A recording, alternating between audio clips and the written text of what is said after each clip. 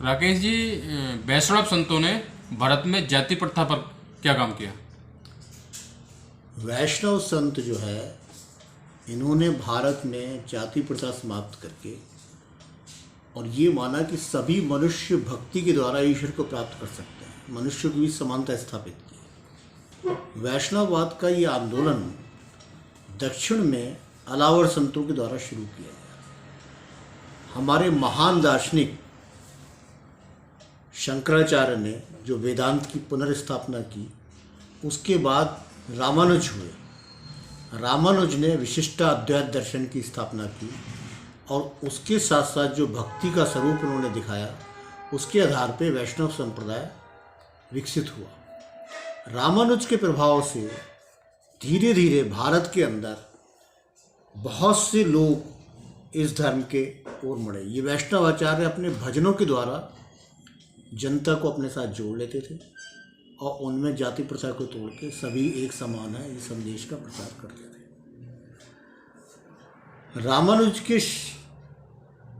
रामानुज के शिष्य जो हुए वो रामानंद हुए और रामानंद ने दक्षिण भारत के विचार उत्तर भारत में लेके आए और विशेष तौर से बनारस के आसपास जहाँ के रामानंद रहने वाले थे, उनके जो प्रमुख शिष्य हुए कबीर, रैदास, और फिर ये पूरी परंपरा विकसित होती रही। और इन सब का एक ही नारा था, जाति पात को मानना कोई, हरि का भजे सो हरि का हो। यानी जाति प्रथा को समाप्त करने के लिए ये सारे लोग काम करते रहे।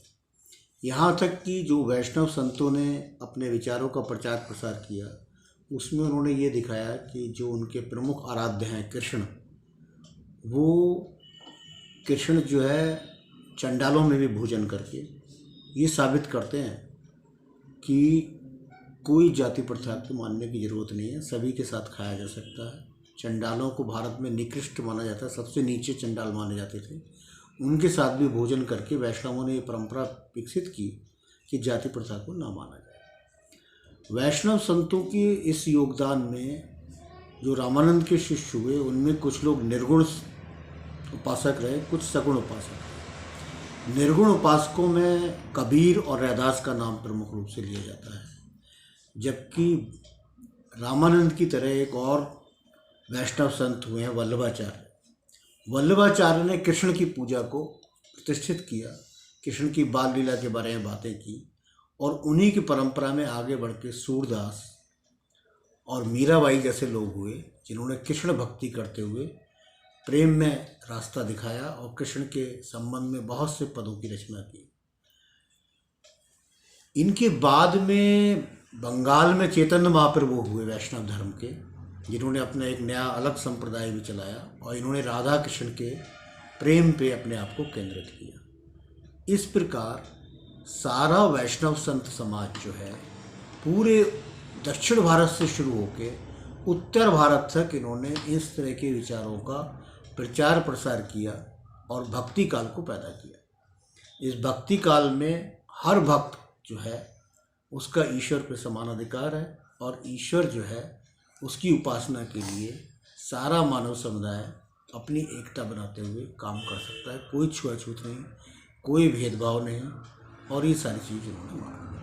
इसीलिए हम देखते हैं कि रैदास का मंदिर हम देखते हैं बनारस में गंगा जी के किनारे। तो बनारस में गंगा के किनारे रैदास का मंदिर होना अपने आप ये साबित कर देता है कि रैदास एक स्थापित संत हिंदू समाज के बन गए।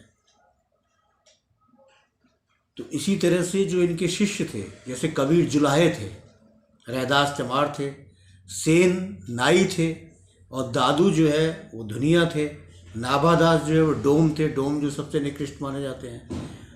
तो ये सारे नीच कौमों के लोग, जो छोटी कौमों के लोग माने जाते हैं, ये सारे लोग संत बन के उभरे और सारे समाज ने इन्हें स्वीकार करा। किसी ने ये नहीं कहा रैदास को नहीं मानना है, किसी ने न कहा सेन को नहीं मानना है। तो भारतीय समाज में इस काल में एकात्मकता स्थापित हुई और संतों ने जाति प्रथा को पूरी तरह से समाप्त कर दिया था। ये एक भ्रामक बात है कि अंग्रेज़ों के आने के बाद उन्होंने जाति प्रथा को समाप्त करने के लिए कोशिश की या और लोगों को प्रोत्साहन दिया, ये बात भ्रामक है। उससे पहले ही भारत में इसका विलोप हो चुका था। और इस संत प्रभाव में इतना ही नहीं था, सूफ़ी जो मलिक मोहम्मद जायसी थे उन्होंने भी कृष्ण भक्ति के गीतों की रचना की, रस खान ने की और मुल्ला दाऊद ने की। ये सारे लोग भी इन्हीं वैष्णव संतों के जो देवी देवता थे उनके संबंध में इन्होंने बहुत सी रचनाएं की। यानी हिंदू ही नहीं, मुसलमानों तक भी ये सारी बात फैली और सूफ़ी और संतों ने मिलकर भारत के समाज को सुधारने की एक प्रयास किया।